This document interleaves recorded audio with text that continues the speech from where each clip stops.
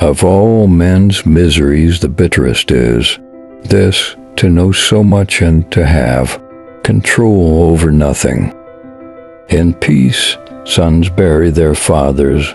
In war, fathers bury their sons. Of all possessions, a friend is the most precious.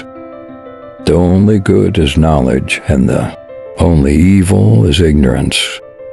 Knowledge may give weight, but accomplishments give luster, and many more people see than weigh.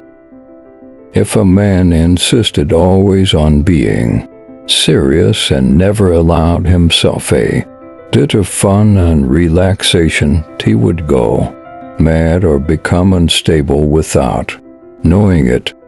Very few things happen at the right time, and the rest do not happen at all.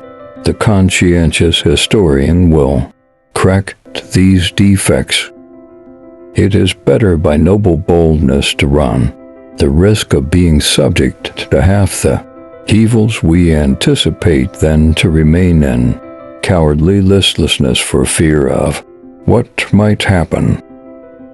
He is the best man who, when making his plans, fears and reflects on everything that can happen to him, but in the moment of action is bold. How much better a thing it is to be envied than to be pitied. Some men give up their designs when they have almost reached the goal, while others, on the contrary, obtain a victory by exerting at the last moment more vigorous efforts than ever before. As the old saw says well, every end does not appear together with its beginning. There is nothing more foolish, nothing more given to outrage than a useless mob. Men's fortunes are on a wheel which, in its turning, suffers not the same man to prosper forever. To think well and to consent to obey someone giving good advice are the same thing. Civil strife is as much a greater evil than a concerted war effort, as war itself is worse than peace. When a woman removes her garment, she also removes the respect that is hers. The gods love to punish whatever is greater than the rest. It is clear that not in one thing alone, but in many ways equality and freedom of speech are a good thing. But I like not these great success of yours, for I know how jealous are the gods.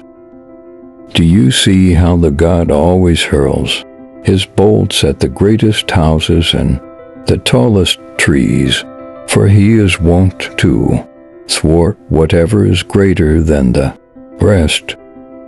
I never yet feared those men who set a place apart in the middle of their cities where they gather to cheat one another and swear oaths which they break.